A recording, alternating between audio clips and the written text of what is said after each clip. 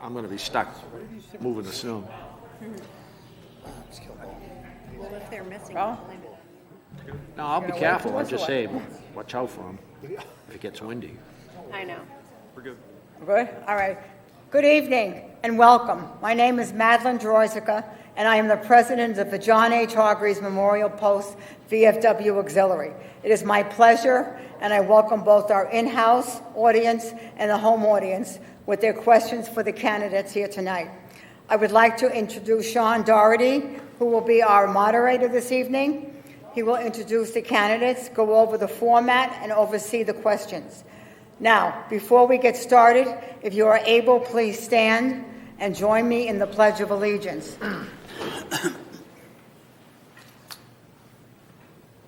I pledge allegiance to the flag of the United States of America and to the republic for which it stands, one nation, under God, indivisible, with liberty and justice for all. We'll leave this here. All right.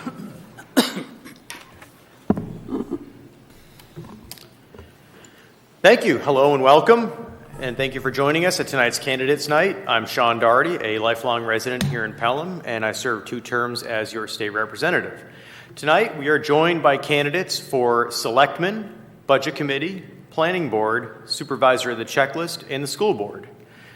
I'm going to begin by introducing each of the candidates, beginning to my right here with Heather Corbett, Jay Bergeron, Kevin Cody, Jim Bergeron for the Planning Board, School Board candidate Deborah Cruzel.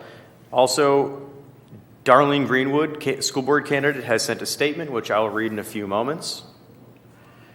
For the Budget Committee, Philip Haberlin, Robert Sherman, David Silva. And for Supervisor of the Checklist, we have Lori Safford. Deborah Pacheco is also running and also sent a statement that I'll read in just a moment. Tonight is your chance to ask questions and get to know these candidates seeking to represent you. This program will rely on questions from both here at the audience in Sherburne Hall and you at home. If you're at home and watching right now and like to ask a question, you can give us a call. The number is 603-508-3089, and your questions can be relayed to the candidates. Members of the VFW and Auxiliary will be in the audience tonight here in the room collecting questions. Once again, the number to call is 603-508-3089. That number will appear on screen during the program. I'm going to begin by reading a couple of statements that were sent by candidates that were unable to make it tonight. I have from School Board candidate for the 3-year position, Darlene Greenwood. My name is Darlene Greenwood. I am running for re-election to the school board here in Pelham. After serving our students as a teacher in Pelham for 39 years, I feel I can continue to add another dimension to the board. I taught 2nd grade, 4th grade, and special education in our Pelham School District. My husband Tim and I have been supporters of our school system for many years. While on the school board, I have served on the policy committee, which revises and adapts our policies based on the latest legislative updates. I have also served on the building committee, which has worked with the district to help keep the Memorial School project moving forward and staying on budget. I am currently the school board's representative to the Master Plan Committee, which is gathering input from our citizens to help guide the planning board in how we see Pelham 10 years from now. Both my children went through the Pelham public school system and have had a great deal of success. They each earned credits through the Running Start program at Pelham High and were able to graduate from college early. My husband and I were part of the booster program as our children participated in sports at both Memorial and high school. If re-elected, I will continue to advocate for the best educational opportunities for our students. Please consider voting for me for school board this March. That's Darlene Greenwood. I'm also going to read from a supervisor of the checklist candidate that was unable to make it tonight, Deborah Pacheco.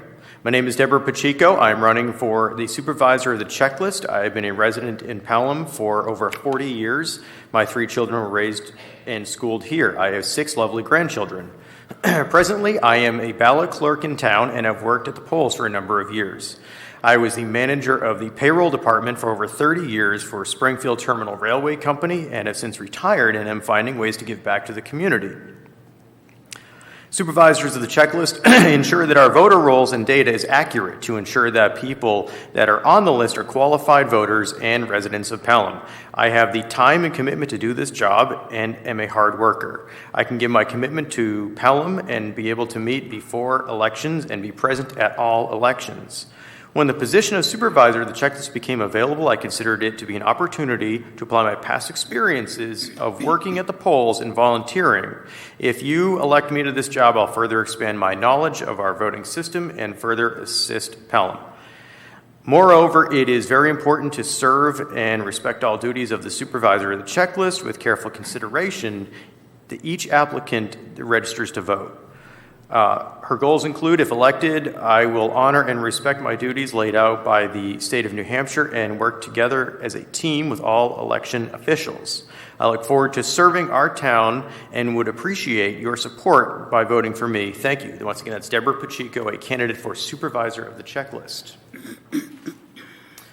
All right, before I begin the questions, I would like to remind all the candidates to keep your answers concise and to the point. There's no specific time limit, but I would remind you that the more concise you keep your answers, the more questions we can get to before 8:30. So to open the program, I would like to ask each candidate to take a moment to introduce yourself and tell us why you're running and what your top priority would be if elected. I'm going to begin with you, Ms. Corbett, for the Board of Selectmen. Thank you very much. My name is Heather Corbett, and I am running for re-election to the Board of Selectmen. I completed one 3-year term and stepped away from the board for a year. After a pair of resignations, I received a call from Mr. Bergeron asking very succinctly if I was on the bench. And you know, when it comes to town and helping where possible, I am always on the bench. So, having completed my 1-year appointment, I am looking for re-election to a 3-year spot on the Board of Selectmen. Thank you. Jay Bergeron. Yeah, I'm Jay Bergeron. I'm finishing up my first 3 years, and I'm looking to run again for another 3 years. And my main purpose, I guess, would be to just keep listening to the public and focus on their needs and try to vote my conscience on all the votes that come up and kind of focus mainly on Pelham's needs as opposed to wants to try to get the taxes, keep it as flat as we possibly can going forward. But yeah, that would be my number one goal going forward. Thank you. Kevin Cody, and by the way, I'll remind Kevin Cody's running for the 1-year term on the Board of Selectmen. I was appointed this past year to fulfill a 2-year seat that became vacant. There was some question whether I had to rerun. I do have to rerun for the remainder of the term that was vacant. So that's why I'm running for the 1-year spot.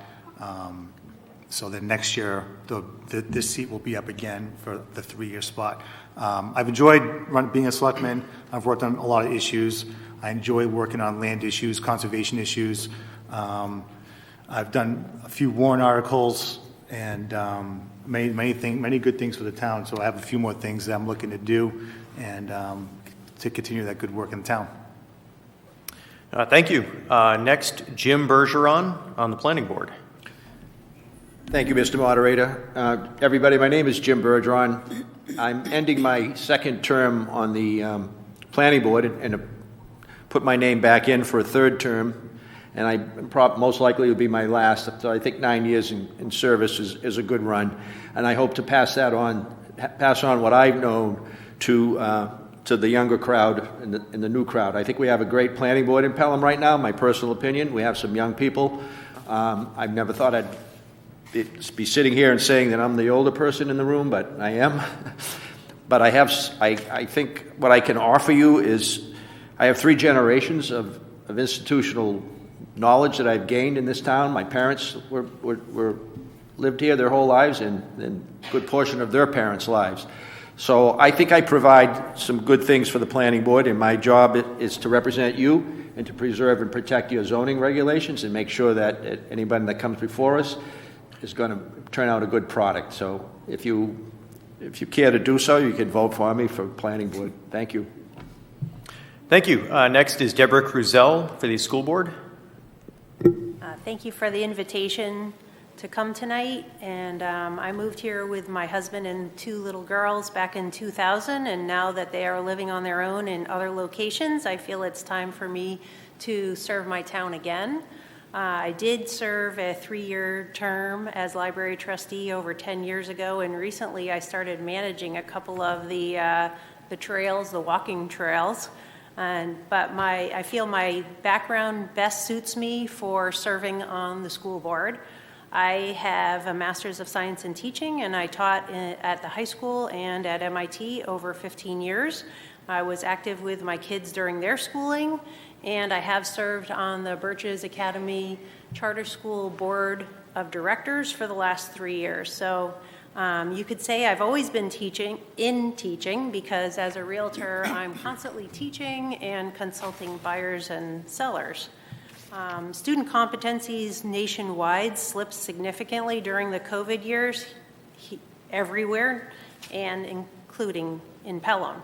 And according to the NewHampshire.gov site, Pelham's math proficiency dropped from 43% to 37% last year. So that's from 2018 to now.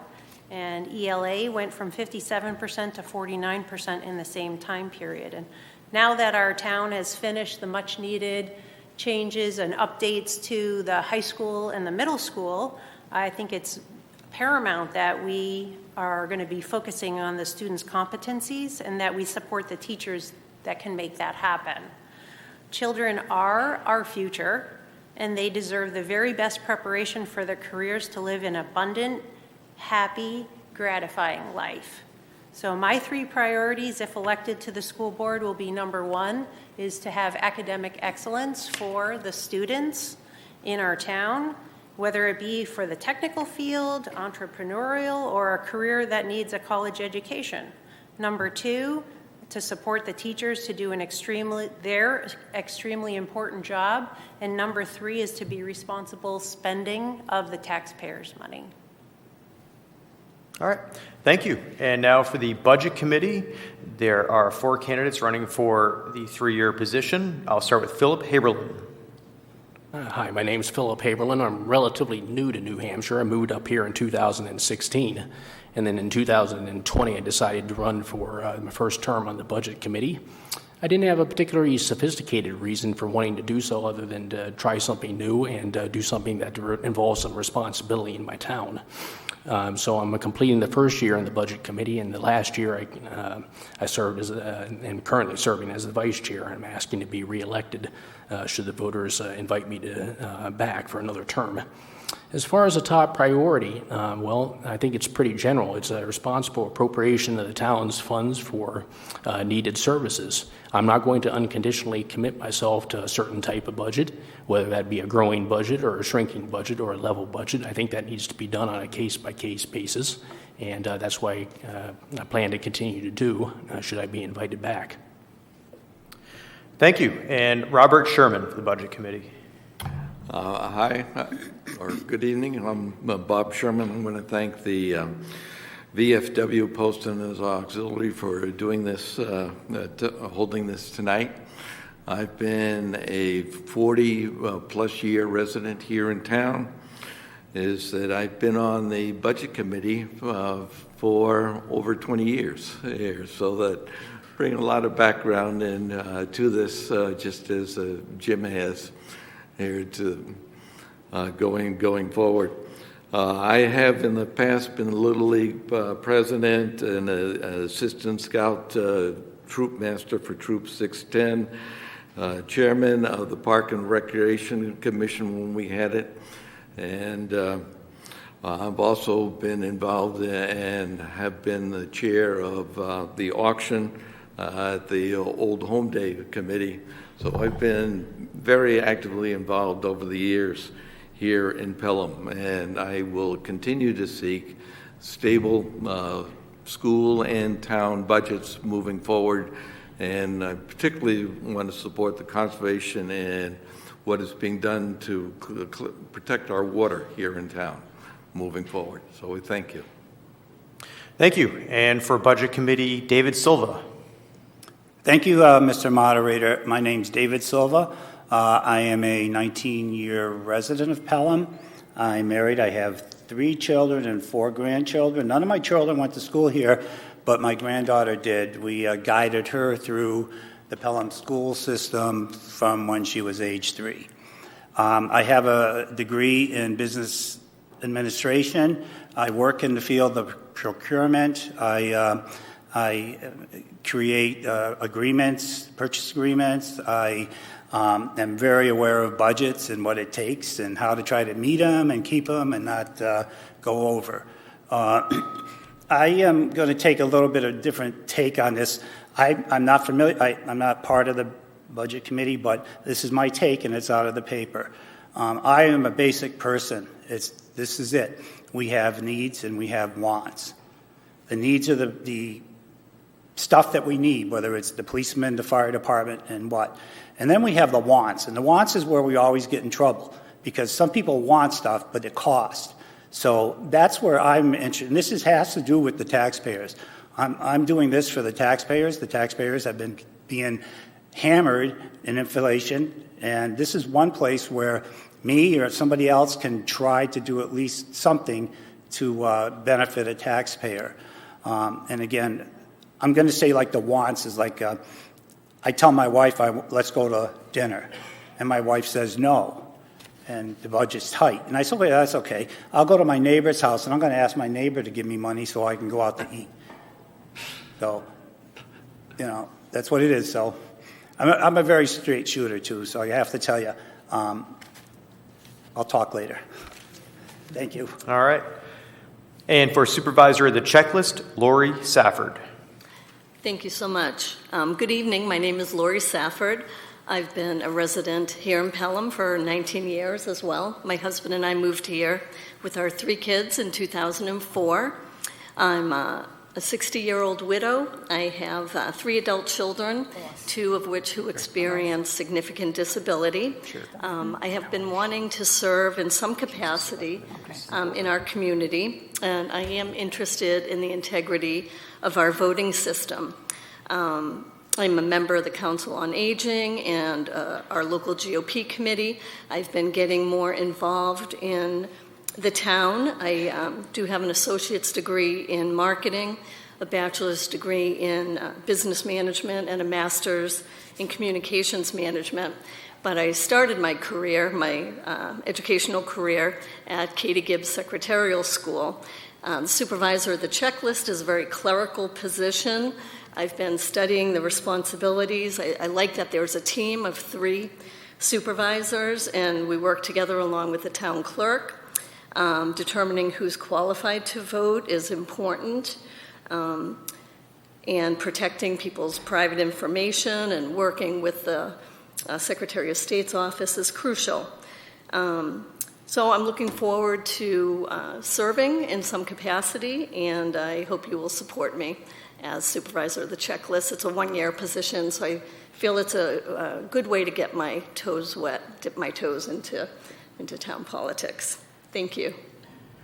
Yeah, thank you, Lori. And our first round of questions, I'm going to begin with the Board of Selectmen on this one, and it'll also be for our Planning Board member. I've received a number of questions pertaining to water. And so what I would like to know is, do you believe we should restrict building in areas with limited water? And would you be in favor of running water from out of town into Pelham? I will begin with Jay Bergeron. Well, this year we actually just restarted the Water Commission, and that's some of the stuff they're looking into right now. I think we should basically figure out what all our options are and do as much research going forward to figure out where the problems are or if there are problems. So that's the biggest thing, is we're still on the fact-finding mission right now. So, I mean, it's tough to make any decisions without knowing what all the facts are. So I think that's where we are right now. Moratorium was something that was brought up, and I think the board has not voted on that yet. Typically I would not support a moratorium, but this moratorium has a lot of, I forget the word what I'm looking for, a lot of exemptions in it for like whether you have suitable water or not. So, I mean, it seems like it's not just a full-blown, you cannot build. If you can prove that you have sufficient water, I believe they're going to allow you to build. So, like I said, we have not voted on that yet, but it is something we're still researching. Okay. Same question. I'll go to Kevin Cody next on should we restrict building in areas with limited water and bring water from a neighboring town? I think if you have the facts and have the research to support restricting building, I think that's warranted. If there's no facts that support that, then I don't think that you should be restricting building unless you can prove otherwise. Okay. And the same question for Heather Corbett. Sure. To echo the sentiments of Mr. Cody and Mr. Bergeron, the Board of Selectmen has, begun the work of chasing down all of the facts that we can get our hands on. As Mr. Bergeron pointed out, we did reestablish the Water Commission this year, and Ms. Hebert has been doing a great job of, following a number of different leads, and I think we're looking to expand the reach of the Water Commission so that they can tackle water issues as they come up. But I would echo those sentiments until we have all of the facts. It would be irresponsible to lay out a uniform or a unilateral ban on anything, whether it comes from the Board of Selectmen or the Planning Board, until we have all of our facts straight. Okay. And the same question on water to Jim Bergeron for Planning Board. Thank you, Mr. Moderator.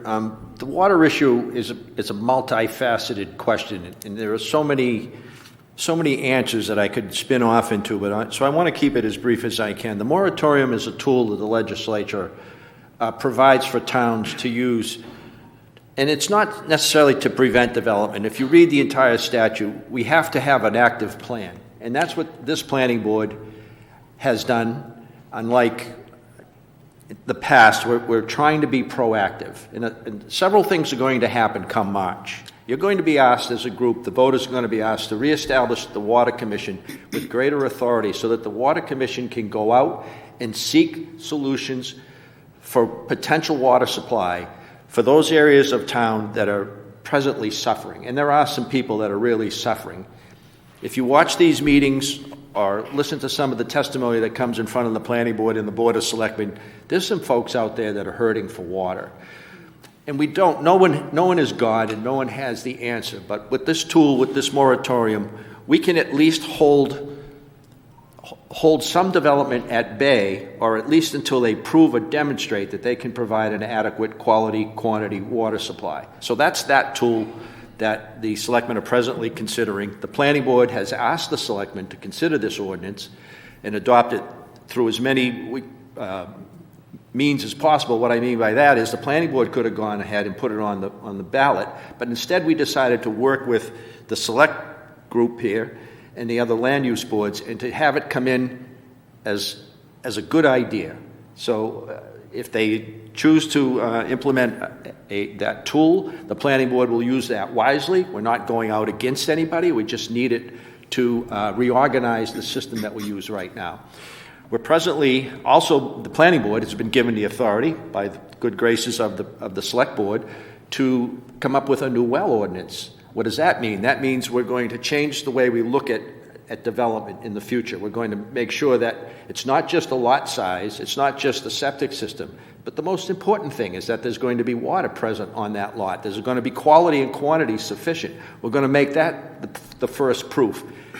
Yeah, it's important to have an acre of land. Yeah, it's important to have 75 feet of well radius to protect your drinking water, but is that well going to work? We've never checked that in the past, and we've discovered some discrepancies. We've discovered some reporting discrepancies.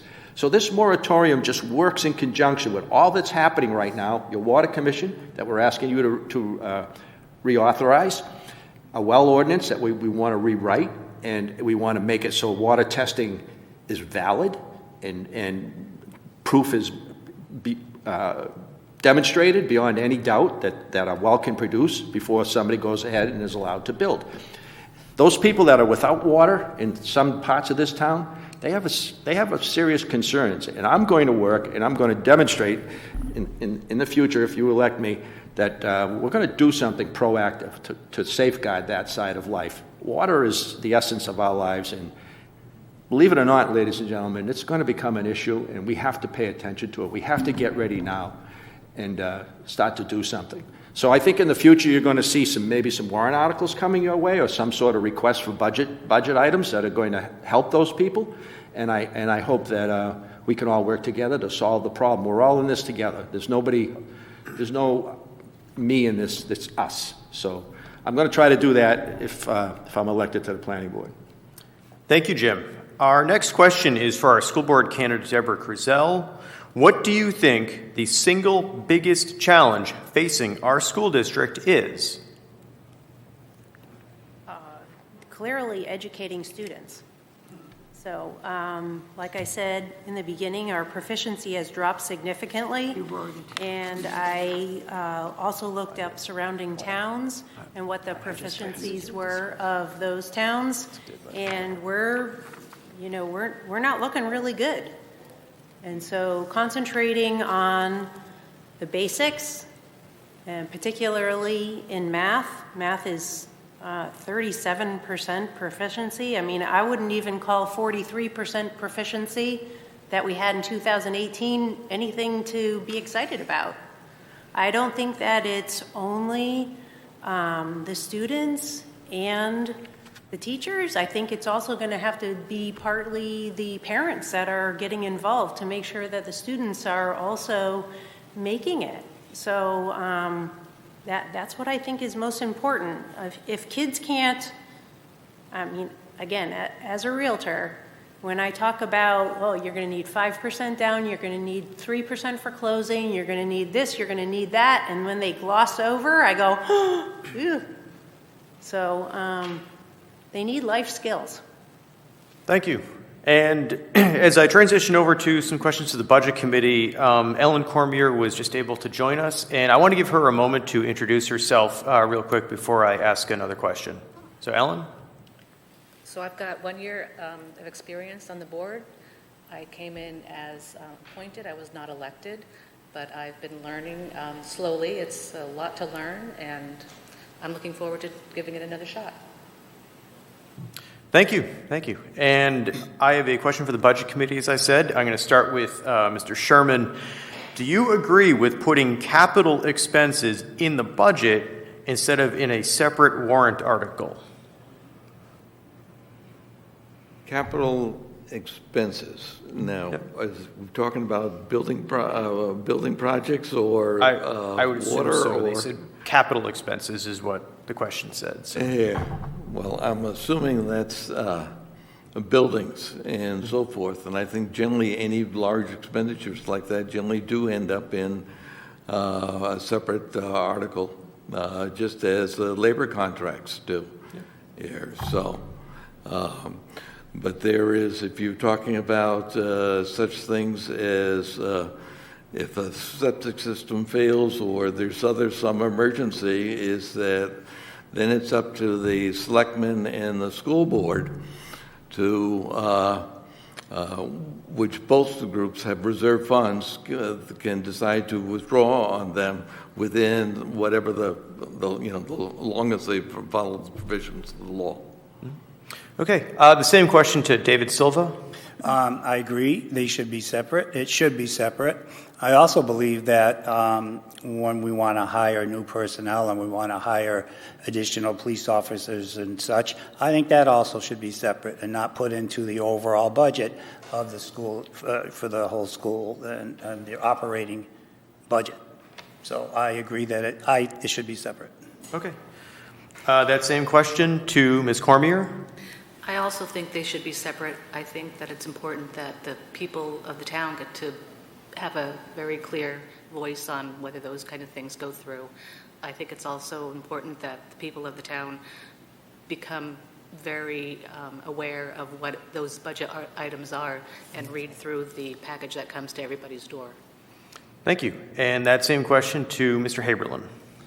Yes, I also agree that they should be separate for the reasons that have already been stated. I think certain items that are extremely expensive need to go to the voters and be voted on with direct democracy. I think the Budget Committee needs to be mostly concerned with year-to-year operating expenditures.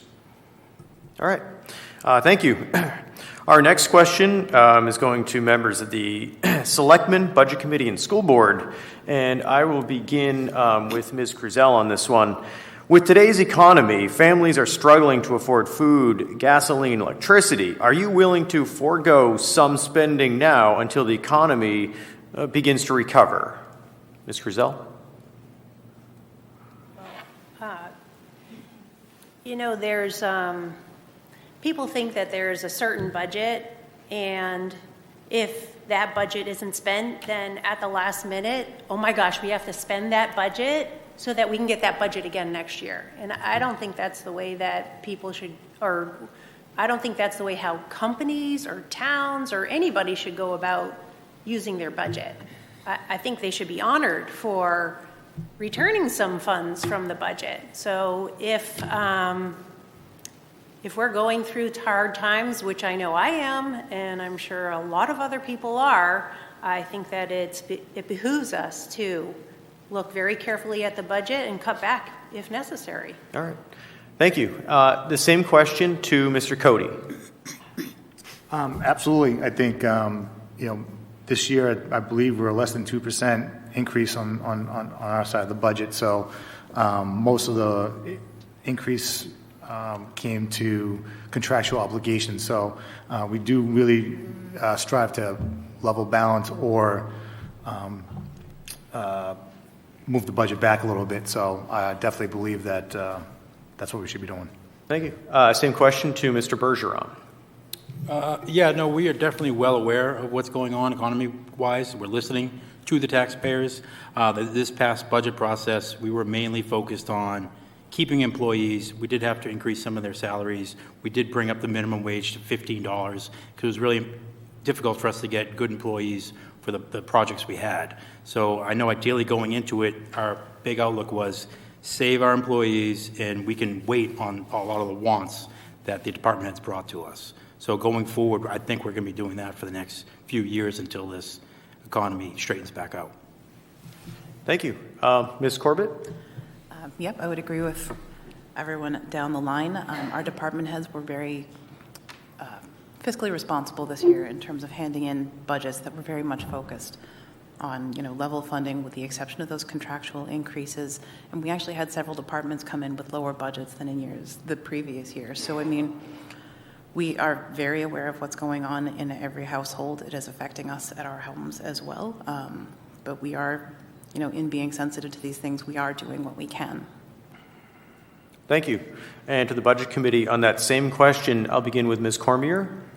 I think it depends on what we're talking about. For example, you don't want to not spend in order to make a mistake down the line.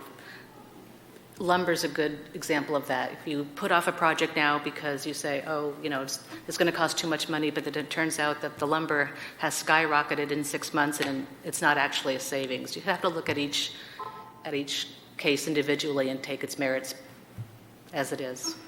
I agree. Mr. Silva? I guess if I said I disagree with everybody, I'd be sort of the odd man out, but I agree with everybody. It's a no-brainer. As the town of Pelham right now, I think our infrastructure projects are done. We got the school going. The only next big thing I see coming is water. Water's going to be expensive. As far as any of the other budget items, we have to cut back, and if something is absolutely not needed, then it will have to be put off. I do it at my home, and I think everybody here does it. It's just something that needs to be done. We need to control the spending. Actually, we should be controlling the spending even when the times are good, so we can maybe save some money, so we have money in the bank, and then when something big comes up, we can again not hurt the taxpayers when that project comes. But as far as it goes now, the town, I believe, is in pretty good shape with the projects. It's just we have to watch our dollars. Mr. Sherman, same question. Well, I want to clarify the role of the Budget Committee, and what we do. We simply look a year in advance at the town and the school department budgets, review them line by line, all right? And then ultimately, once the voters in March, approve the bottom line for the school budget and the town budget, it's then the school committee and the selectmen get to decide, given that amount of money that has been approved, of where it's going to be spent, because they can change anything line, if they feel it's necessary in their budgets over the course of the year. I also want to make you, and this is where being on the budget committee all these years, and also on the capital improvements committee for the past 5 years or more, you're right. All the major building projects have been done. The police department still needs have the kennel redone. That'd be about anywhere from $300,000 to $500,000, but that's up to the selectmen to put before our budget committee. Park and Rec also needs a bathhouse up at Elmer G. Raymond, but all this is by being on the Capital Improvements Committee. We try to plan these projects out 7 years and spread them out, and that is what we, as a budget committee, are attempting to do. I also want to let you know is that the town, which is in your town report, has a $6 million reserve account with the state, and the school department has a $3 million reserve account given the state. And it's up to the school department and the Board of Selectmen to decide any year of what amount of money they want to take out of their reserves in order to lower the tax rate. And I think that's one reason why these selectmen, have been trying to do that with the support of the budget committee moving forward. We do have an agreement between the budget committee and the president's school committee that any excess special ed monies would be returned to the town, which further would add to the town's reserve account here, just moving forward. But that's a little bit of background, for everybody out there to know. Thank you, Mr. Sherman. Mr. Haberlin? So in general, yes, I do think that our budgets need to look at some short-term sacrifices in light of some expenses and inflation that have occurred and maybe continuing to occur. However, I don't believe that energy in particular is the place to be looking for that. Simply put, most of the departments and as well as the schools, you need to keep your lights on. You need to be able to put diesel fuel in your school buses to take children to school. There's really no way around that. Energy costs are very volatile. It's not only physically volatile, but they're also financially very volatile. And making long-term financial decisions, looking at energy in particular, I think is maybe less than wise. I think where you can have spending control is where most of the money is, which is mostly full-time employees, the staffing for different departments, and also in the schools. Should I be reelected? If anybody's wondering which departments I'd be looking at and scrutinizing, I'd probably be looking a lot at the schools, not necessarily just the schools, because for a variety of reasons, where I think that it needs to be examined very carefully if they want to hire more teachers or other types of staff in light of some information that I'm aware of regarding their funding and what's projected with enrollment and also some other factors. Thank you. I have a question now for our supervisor of the checklist candidate, Lori. If you're elected, what do you think the most important part of being the checklist supervisor will be? I think obviously it is maintaining the integrity of our checklist, making sure that everyone new that registers to vote is qualified to vote, and keeping the integrity of the checklist, essentially. Thank you. And our next question is going to be for our school board candidate, Ms. Gruzel. Will you oppose the hiring of a diversity, equity, and inclusion director and corresponding staff? I don't even know what the job description would be of that. So, having not been involved in the schools yet, I would need to take a look at what that even means, because, based on what I said, we need to be focusing on competencies in schools. So English and math would be the highest priority to me, making sure that we're able to keep the good teachers and honor them, maybe with a little raise, because our teachers are paid so much less than other teachers in surrounding towns. I really wouldn't want to have to hire some other new administrative kind of person when our monies could be better spent. But I don't know what that teacher or what that position description would be, so I really am not sure how I can really answer that. All right. Thank you. Our next question will begin with the Planning Board and also the Selectmen. Do you support the construction of a workforce housing development? I'll begin with Mr. Bergeron, Mr. Jim Bergeron. Okay, workforce housing construction is a buzzword for a type of housing. Pelham, our research from the Planning Board side is that Pelham actually is a blue-collar community, and Pelham has not been discriminatory against blue-collar wage earners. What does that mean? That means that if you look at our housing stock across the board, old and new, Pelham actually fulfills its regional needs for workforce housing. But certainly if someone came along with an idea in front of the Planning Board for some type of housing that would be not starting at $750,000 or $600,000, it's bizarre what houses are selling for now. We would certainly be open and willing to cooperate with that application and work with it to bring that forward. But it can only be within our power. Pelham is a town that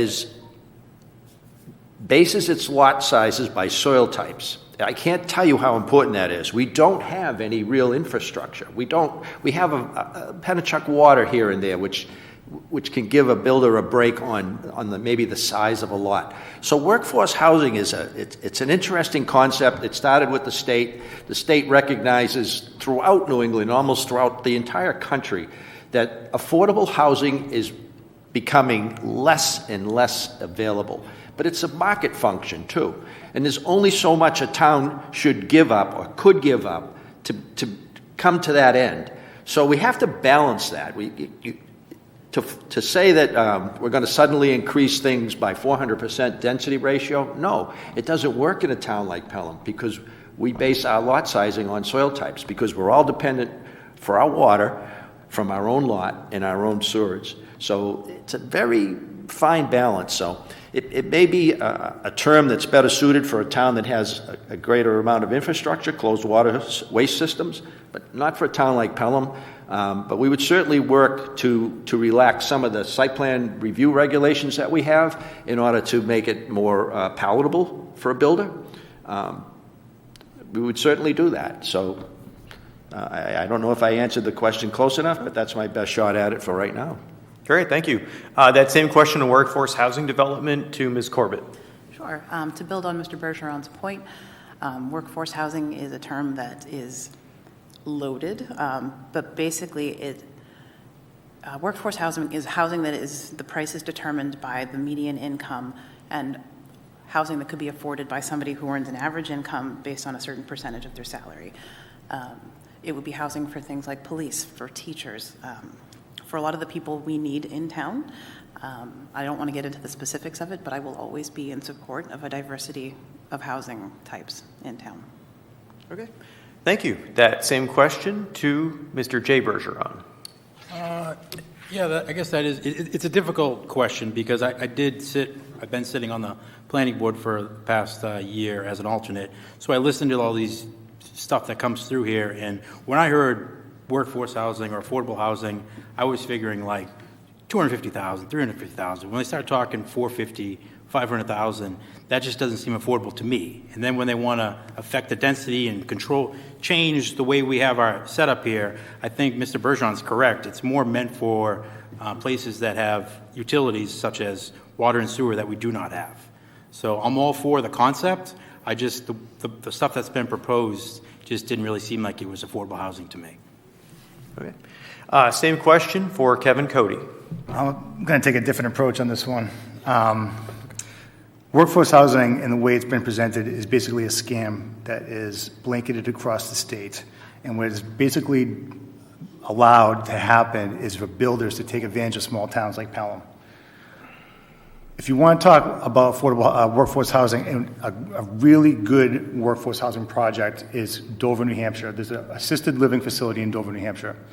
And the people who own that property also owned about 15 acres, 20 acres next to it. And they were losing their employees left and right because they couldn't afford to live in Dover and commute 40 minutes. So instead of building, and they had a plan to build $800,000 houses, instead of building $800,000 houses, the owners of this facility and the land next to it decided to go to the city of Dover and ask to build about 20 cottages. And those cottages were only for renting to their workforce. So they had a need, and they asked the town to help them facilitate and fulfill that need. And those units, I believe, are going to go for about $1,000, a two-bedroom, one-bath units. They're small. I think they're 800 square feet. However, but they serve the purpose. Instead, you got a town like Pelham, and you got builders coming in and want to put 60 units in and say, oh, well, we're going to put 10% in, so we want bigger densities so we can put workforce housing in, and then turn around and try to sell it for $440,000. That's a scam.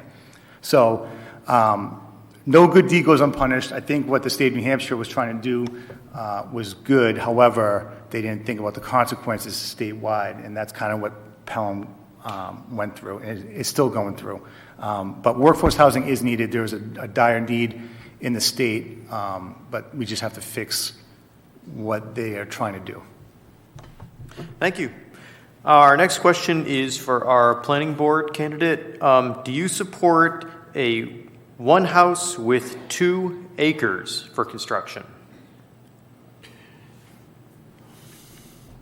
Well, I was on the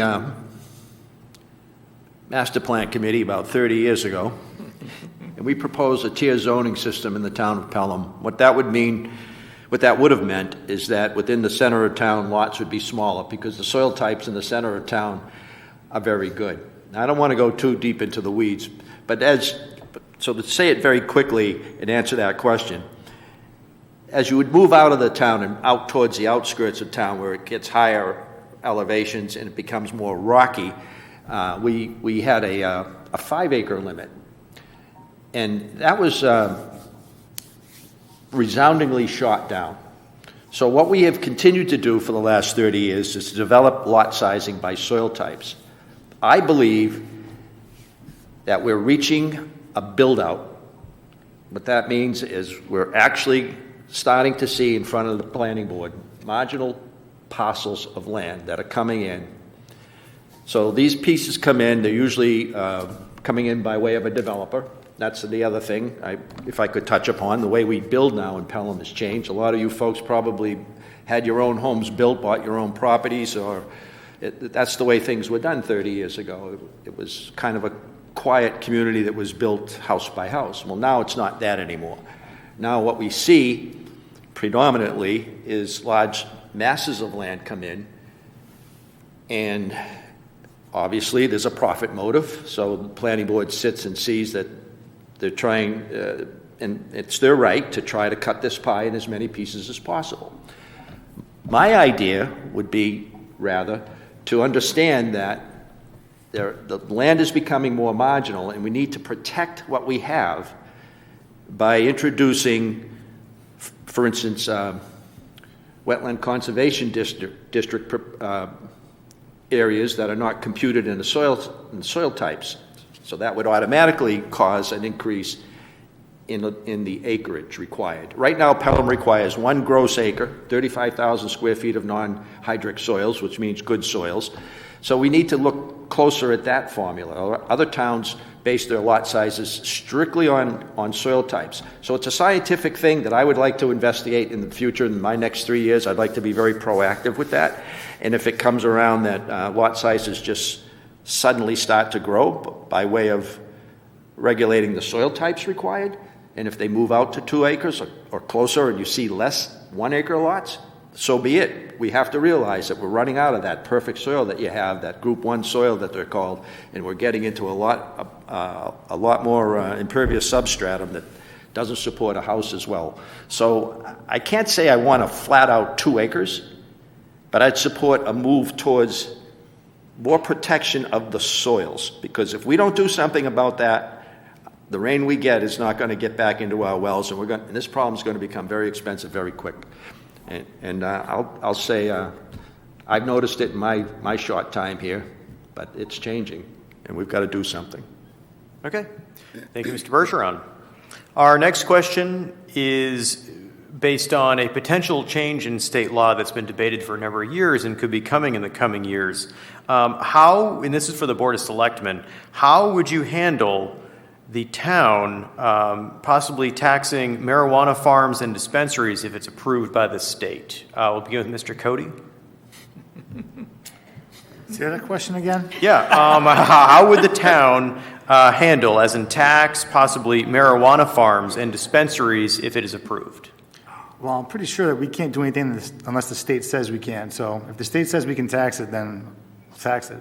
If the state says we can't tax it, then we can't tax it. So I think it's pretty much as simple as that. The state, really we take our direction from the state. So whatever the state says we can do, I think is what we should do. Same question, Jay Bergeron, on possible approval of marijuana farms and dispensaries. Yeah, I think Kevin's right. I mean, we just got to follow what the state says. And I, for the record, do not support legalizing marijuana, but whatever happens, happens with the state. And so. Okay. Heather Corbett? Sure. I'm going to say, in the event that it happens, at this point, the town of Pelham has, one tax, and that is the property tax. Mm-hmm. We don't have any sort of tax structure that allows us to tax, cigarettes or, any place that sells cigarettes or alcohol. We don't have, in Canada, they would call it a sin tax. We don't have that. We have a property tax.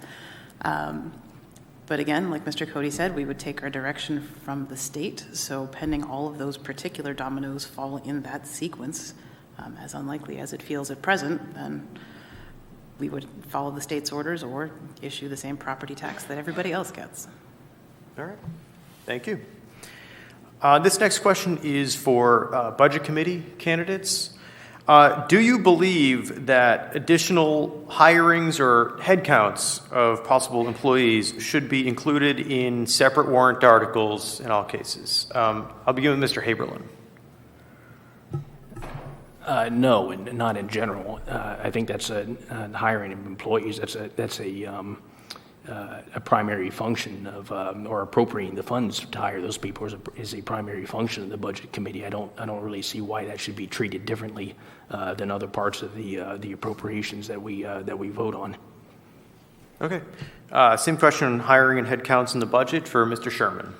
Well, this is where you're talking about part-timers, somebody 15, it's got to, go before us. No, that's got to be put in the town and the school budgets. But we as a budget committee, when the budget comes in, if we see what we think is in the salary accounts, is that we will raise questions about it, depending on, what is the purpose of this, this job, and is it needed or not? All right. Thank you. Mr. Silva? As I stated before, I believe they should be out separate. As the gentleman just before me stated, the Budget Committee sees the information, but I don't know if the citizens are actually seeing what's actually in the budget. I can equate this to our federal government, where they want to do a COVID thing, and then the next thing you know, they're spending money on golf courses and swimming pools and whatever. So I believe that part of it should be separate. And I believe, I would have to check, but I thought it was that way years ago. I don't know if somebody voted to change it, but I believe it was that way before, so. Okay. The same question to Ms. Cormier. I also believe it should be separate. I think that the people should have a big voice in that kind of decision. Okay. Thank you. This next question is for our Board of Selectmen candidates. What is your long-term solution to trash in Pelham? Ms. Corbett, I'll begin with you. When you say trash, I'm assuming you mean the transfer station? I would assume that's trash as in maybe pickup or transfer station. Yeah, the trash situation. So we just signed a new trash contract. That sounds, waste management contract, that sounds better. We just signed one, I believe, this past year, correct? Thank you to Mr. Cody. He was instrumental in tracking down all of the information. I believe Mr. Bergeron as well, but Mr. Cody had a big push behind looking at all of our options, whether it was curbside pickup, but he and Mr. Bergeron did a phenomenal amount of legwork and research with everyone working at the transfer station in terms of, getting us the contract that we have. Single stream recycling is not going to be an inexpensive solution moving forward, and I believe that we are doing everything possible to look into our options, whether it was, looking into buying a glass crusher to deal with glass. But in terms of a long-term solution, I think if I had an answer to that, I'm sitting in the wrong seat, and I should be someplace much, much closer to like Washington. So. All right. I think we might mean just for Pelham, but I'm going to give the same question to Jay Bergeron. So like Heather mentioned, we did research this at exhausting levels, and we have a good system that's going now. We signed a new contract. I would say long-term, I think we'll probably be putting some stuff into the CIP at some point to get some upgrades down there to make it a little bit more efficient than it already is. But those guys do a great job, and I think going forward, nothing drastically is going to change there, but maybe down the road the appearance and the way some of the flow works in there. But it won't be a while before we start looking into that. Same question, Mr. Cody. I'll talk about something a little different. I think long term, there's a gentleman up on the Vermont-Canadian border, I think he's on the Canadian side, and he built with his own money an incinerator that is like a clean burn incinerator. So if you get clean wood stoves, clean burn stoves, they actually will burn the smoke, so it's smokeless and all that's going into the heat. Well, this guy built an incinerator, and all the trash in the town goes to this incinerator and it clean burns it. And everything it's burned, it gets turned into energy, and the energy goes back to the town. So that technology is here, but it's not feasible yet. So he says he spends an enormous amount of money to try to make it feasible, but the technologies are there, they're coming about. So long term, I think what you might see in Pelham would be its own incinerator that is a power grid and it's clean burning, and that might be an option, 20, 25 years from now. Great, thank you. Our next question involves our town's currently undertaking a master plan for the next decade, and this will be for all the candidates here. I'll begin actually with Ms. Cruzel for school board. What's your overall vision for the next decade, and what's something you'd like to see included in the upcoming master plan? For the schools. It can involve the schools or the community at large. Yeah. Wow, that's a really big question.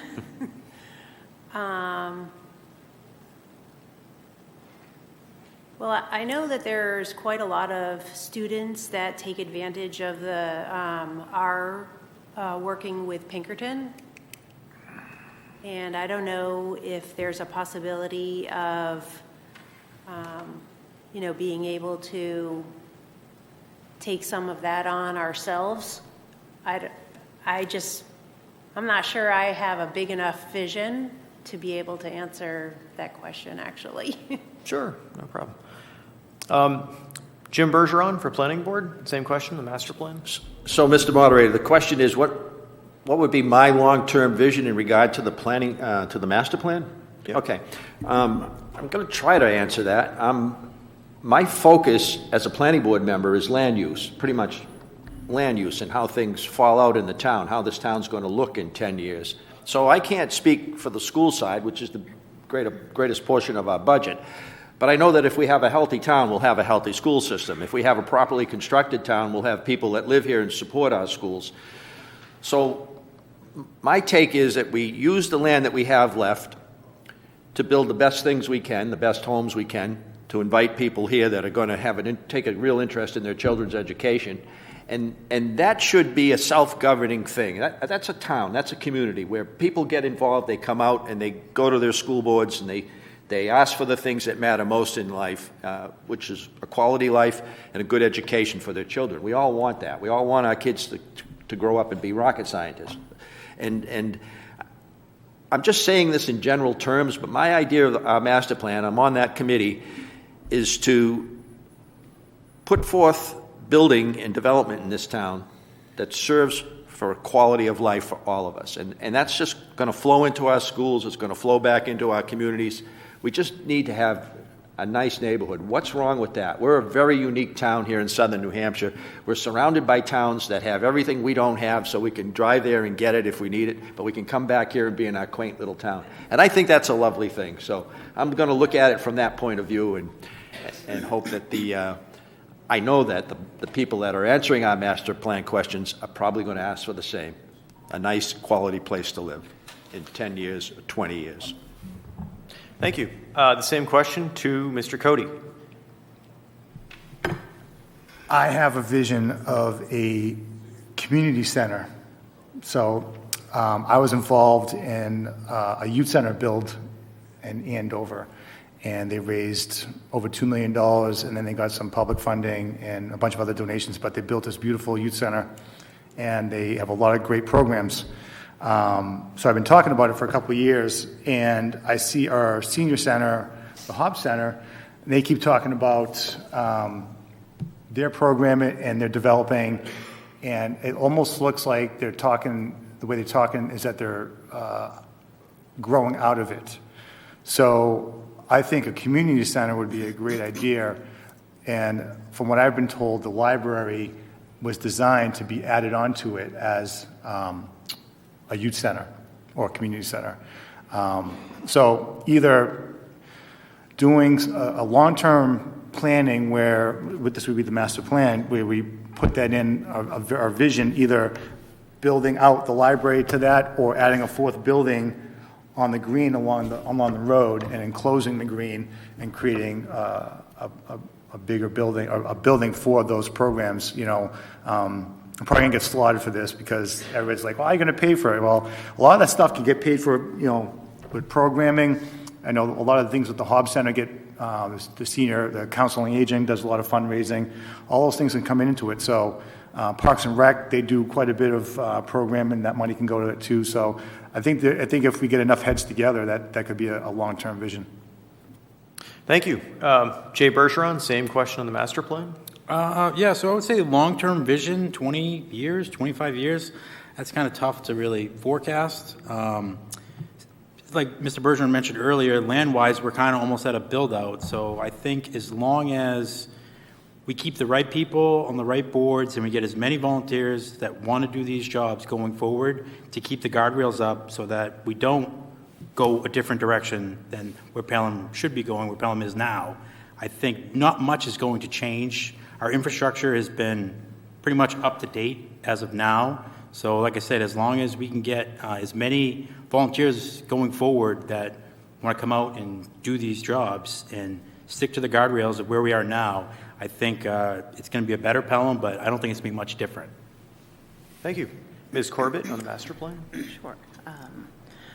It's kind of a small tweak, but I think everyone would sort of come along with this. There is a program called Complete Streets, and I think we have at the two Rotaries a very unique opportunity to make a really beautiful connection point that would connect the schools that already have sidewalks thanks to the gas line, to the municipal buildings, to those two roundabouts, out to the senior center. And I know Mr. Bergeron has been working on this already in terms of putting in a sidewalk. And then maybe even down to the walk-in clinic, down to the bridge off, down by Beaver Valley and St. Pat's. But just a small section of Pelham that can be walked or biked the way it was before we had to design places around cars. So just to create a place where our kids can run around while we're all at the village on the green, or the concerts on the green, you know, being able to walk 20 minutes, take the kids out, do a nice little loop around, you know, a section of town. I think it would be a beautiful thing to have, like I said, a well-established, nicely kept sidewalk and a bike lane would be a very, very small change that could have a very big impact. Thank you. The same question, the master plan, to Mr. Haberlin. Yeah, I don't have a particular vision for a particular building or a particular center that I think that needs to be built in Pelham right now or even in the near future. I don't really get the sense that the town is heading in the quote-unquote wrong direction at the moment. I think we're well situated. I will just make a general philosophical comment just from the standpoint of somebody who's on a budget committee and seeking re-election for one. I generally tend to favor letting free markets decide how to allocate land for various purposes. And the reason that would be relevant from my standpoint is I would look at some skepticism on funding departments or allowing them to grow and become more powerful for the ones that try to restrict land use or decide how it's going to be allocated in an attempt to overrule market forces on that. Not saying I would never support that. I don't think that's true, but I would look at some skepticism with it. Thank you. Mr. Sherman? Well, the master plan is a 10-year plan, looking ahead, just so that people don't think we're talking 20 or 30 years out there. Each department will be written up of what it thinks their department's going to need in the next 10 years. And then further, what's addressed in the master plan is the natural resources here in town. So that therefore, obviously, we would like to preserve, and I'm in favor with the conservation. The goal is to get 25% of the land here protected moving forward, and also to get linkage between the various parks that we have of the land that is set aside. Is that in with that obviously is the concerns over water and we sit on a very large aquifer there, so moving forward, but making sure that aquifer is indeed protected. In it also is roads. We've got two intersections, that where traffic backs up. Obviously, one is Sherburne and 128, and then the other is off of, the 38 where they put up what's Gage Hill Road or old Gage Hill Road with the flashing light, but that's another major traffic hazard. But the master plan is supposed to help address, issues like this moving forward. And being also initially with the budget committee representative on CIP and the master plan, all these things we try to keep in mind and in perspective moving forward as far as cost goes. One other thing I should mention is we also have which also should be addressed. We do have a few farmers left out there that also need to have their interests looked after. Thank you. Same question on the master plan, Mr. Silva. I grew up in upstate New York, a rural area. When I moved here, I thought it was a city. Wife was a city, and she was like wicked scared because it's dark out here. So my plan would be to keep the town as much as it is that attracted me to come here. I bought a house that was built in 1975. So I would like to have the town stay the way it is as much as possible. Access to conservation land, being able to make it like, I think Heather said, make it more of a walkable in the downtown area at least. However, I think we really have to look at 38 and see exactly what we want to do with that. It really bases on water, but I think water is a start to where maybe we could get some industry in here along the 38 corridor that would help ease the taxes, and we'll get more taxes on commercial use as opposed to building multiple houses. It's my opinion that I would never want to see a 5-story apartment building in this town. And that we couldn't support it anyways, because then you'd be talking about having to buy a ladder truck to be able to fight fires. Again, just to keep the town quaint and inviting to people to come and visit, and also do something with 38.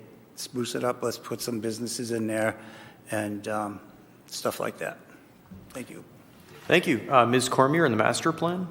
So as the start of the budget planning process last year, we visited the Council on Aging, the Historical Society, a few other places. And I feel like those are people who the library had budget items in, so we went to go see them.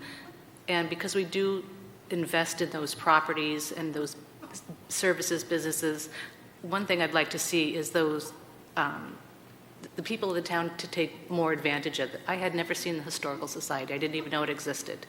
I didn't know that the community center, as the Council on Aging, had so many programs. So because we do spend so much money, I'd really like to see those promoted more, and people, you know, especially after COVID, getting out and vacationing in their own town. Thank you. And finally, same question to Ms. Safford on the master plan. Thank you so much. I think I have a different perspective from a lot of you.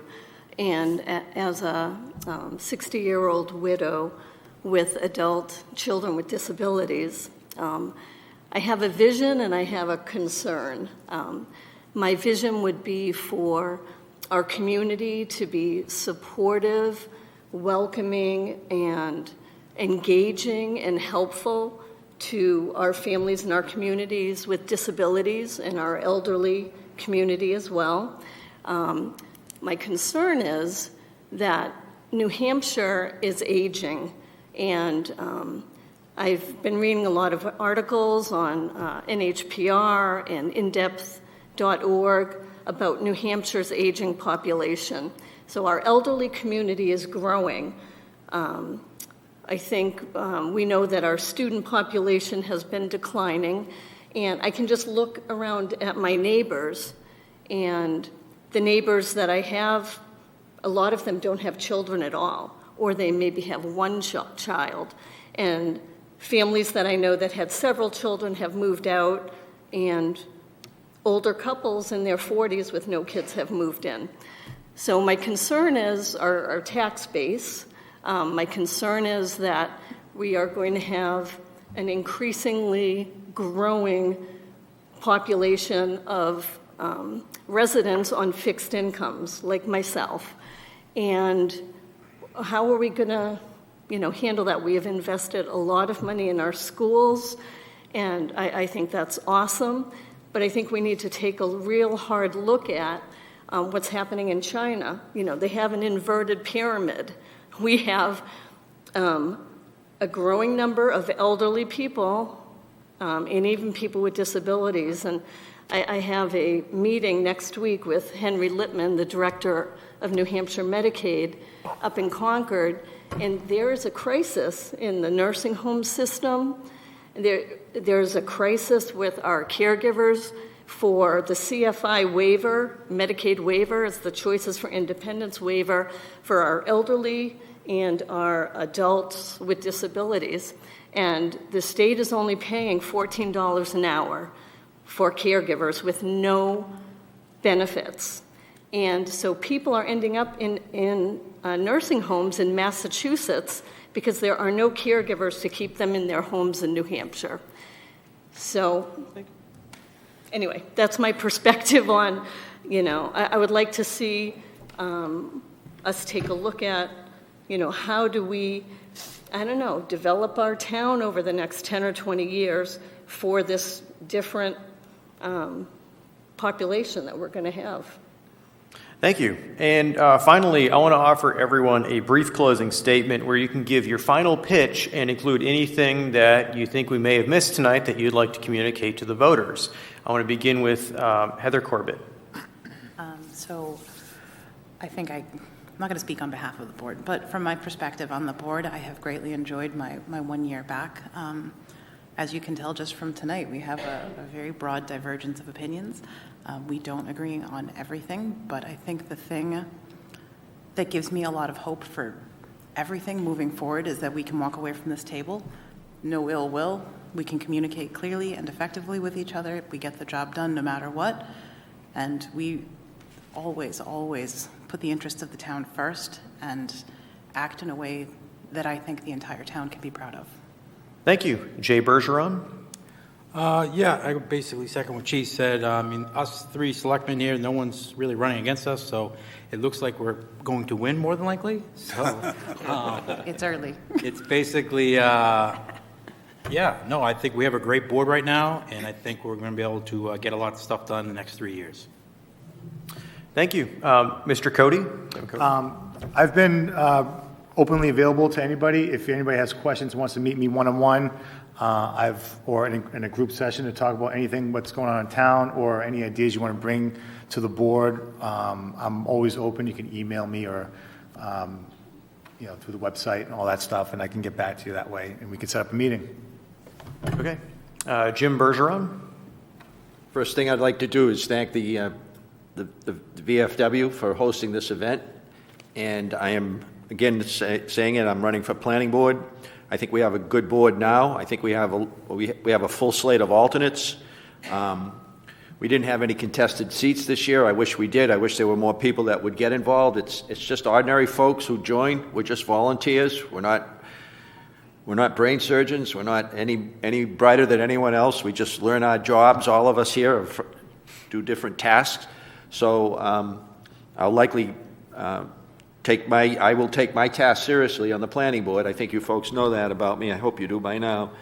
And I think we've got a level of cooperation and spirit, community spirit of involvement right now in Pelham that I have never seen. I really do believe that people realize it's from the ground up. That's how this democracy works. So I thank you all for for letting us come here and spill our guts to you. Thank you. Deborah Cruzel. I have very much enjoyed my time here and listening to all of your experiences on the board, servings on the board. And actually, while Lori was speaking, I was thinking that there's probably a lot of opportunity for some kind of cooperation between the seniors and the education system in order to merge the talents, the wisdom, the patience of people who don't live with little children all the time and could get quite a lot of joy out of working with the schools. And that could be a really great additional opportunity to grow the community. So I think that would be something that I would be interested in bringing to the school board, but I really feel very passionately that we really need to support our students that missed out so much during that COVID period. I know that it was really hard for my kids. Both of them were affected. The older one couldn't have her college graduation, and talking with fourth grade teachers, they have fourth grade students that don't know how to tie their shoes because they were supposed to learn that in second grade. So there's just so much catch up that we need to do and mental health that we need to do with our students. And I think that's really, really going to be important for the schools. Thank you. Lori Safford. Thank you so much. I appreciate the time, and like Debbie, I'm really excited to be getting to know you better and getting to know the town better. I am excited about just working and getting to know the other supervisors of the checklist and the town clerk's office and the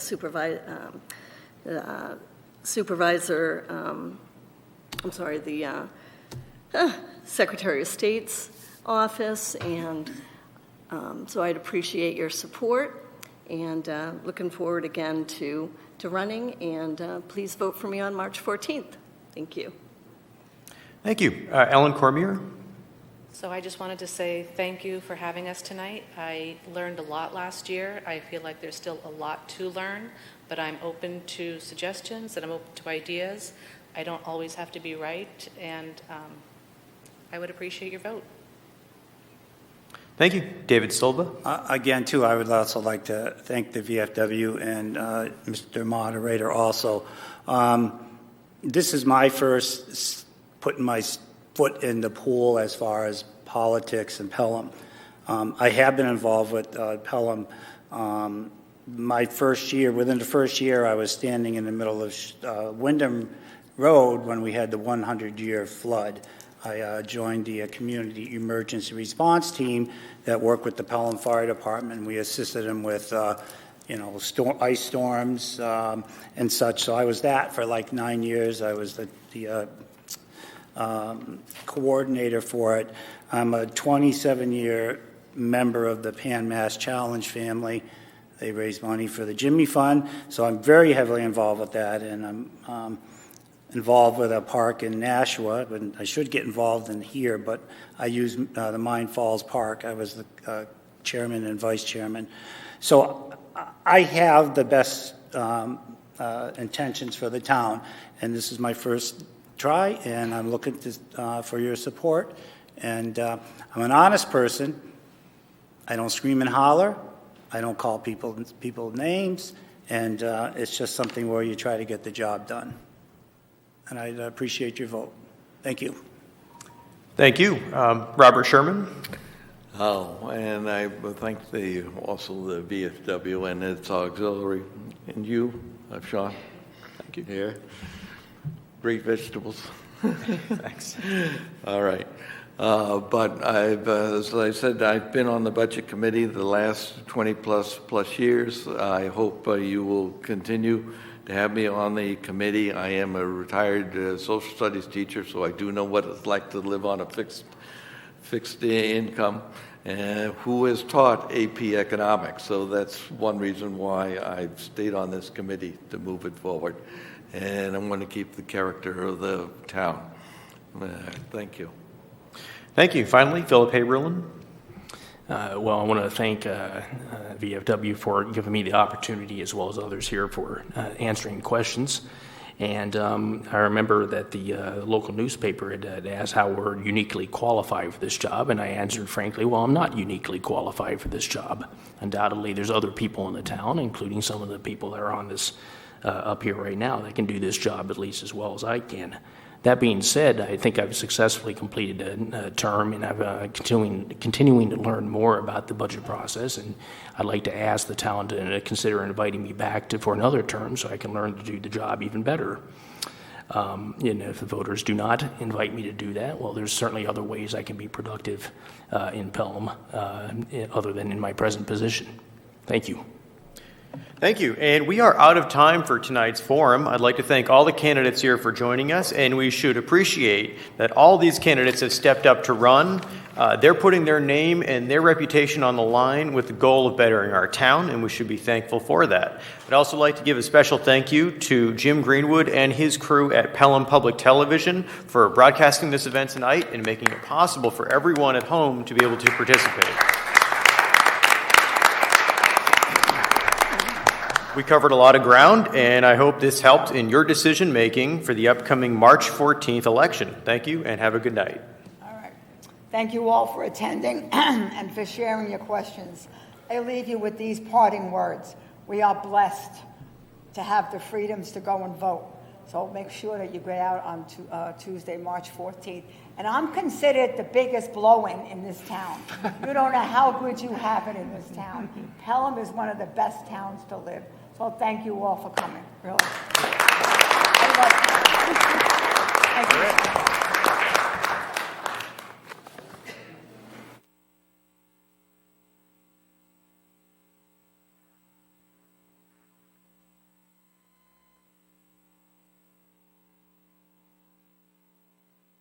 you.